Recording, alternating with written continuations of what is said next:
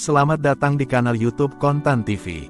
Kali ini kita akan membahas respon pemerintah menyikapi melemahnya pertumbuhan ekonomi Indonesia pada kuartal 3 2023. Seperti kita tahu, Badan Pusat Statistik mengumumkan pertumbuhan ekonomi Indonesia kuartal 3 2023 melambat dibandingkan dengan kuartal 2 2023. Bila kuartal 2 2023 pertumbuhan masih di atas 5%, yaitu 5,17%, pada kuartal 3 melambat menjadi 4,94%.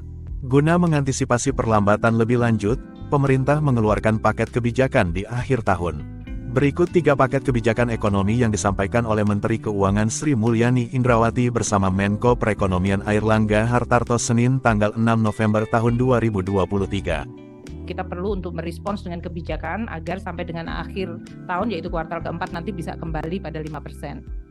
Yang dilakukan untuk menetralisir dari sisi harga beras yang naik, selain tadi menjaga pasokan melalui stok beras yang cukup, kita juga memberikan dukungan kepada terutama masyarakat kelompok yang paling rentan, yaitu desil 1, 2, 3, dan bahkan sampai 4. Jadi pemerintah memutuskan untuk memberikan tambahan bantuan beras kepada 21,3 juta kelompok penerima manfaat, yaitu keluarga-keluarga PKH yang biasanya ada di desil 1, 2, dan kemudian kelompok masyarakat yang biasa menerima sembako kelompok hingga 3, 4.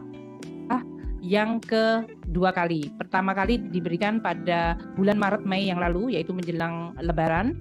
Kita memberikan 3 bulan berturut-turut untuk 21,3 juta kelompok penerima manfaat, dan itu biayanya 7,9 triliun rupiah.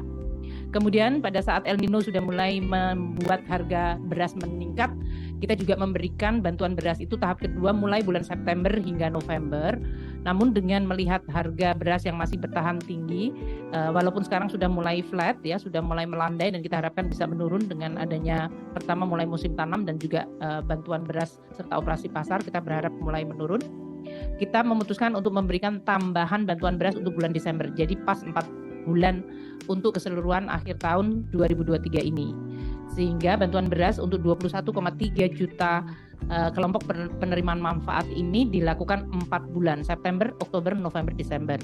Yang 8 triliun kita sudah anggarkan, yang 2,7 triliun kita akan tambahkan untuk menebalkan bantuan dari pemerintah dalam bentuk shock absorber terhadap kelompok masyarakat paling rentan. Juga memberikan bantuan langsung tunai atau BLT. Ini juga karena El Nino sudah mengurangi daya beli masyarakat. Terlihat dari sisi outlook dari growth kita, konsumsi masyarakat walaupun masih tumbuh di 5%, kita mengharapkan tetap terjaga bahkan di atas 5%. Maka kita memberikan BLT untuk 18,8 juta KPM penerima sembako. Kenapa 18,8 juta? Ini yang sudah ada by name, by address, by account number.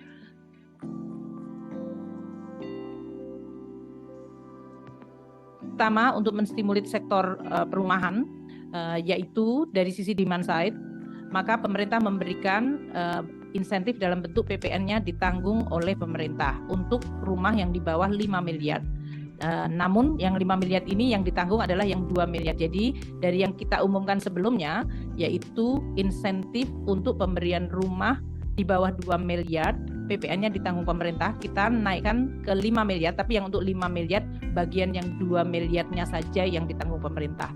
Nah, PPN ditanggung pemerintah ini ada 2 fase. Fase pertama adalah ditanggung pemerintah 100% untuk PPN-nya, mulai bulan November, Desember 2023, dan Januari hingga Juni 2024. Itu PPN yang ditanggung 100%.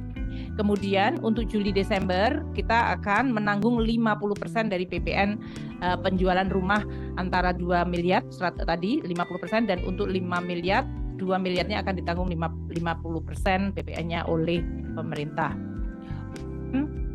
Bantuan kepada rumah masyarakat yang pembelinya adalah masyarakat berpendapatan rendah.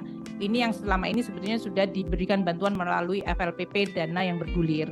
Nah, namun masyarakat ini di dalam membeli rumahnya, mereka masih menanggung biaya administrasi. Jadi pemerintah akan menanggung biaya administrasi sebesar 4 juta per rumah bagi masyarakat berpendapatan rendah yang membeli rumah sederhana. Rumah ini biasanya harganya adalah 160 cut off-nya. 160 juta, 170 juta lah, 167. Nah ini sekarang harga rumahnya kita naikkan menjadi 350 juta per rumah. Sehingga MBR dalam hal ini bisa beli rumah yang sampai 350 yang eligible untuk dapat bantuan biaya administrasi.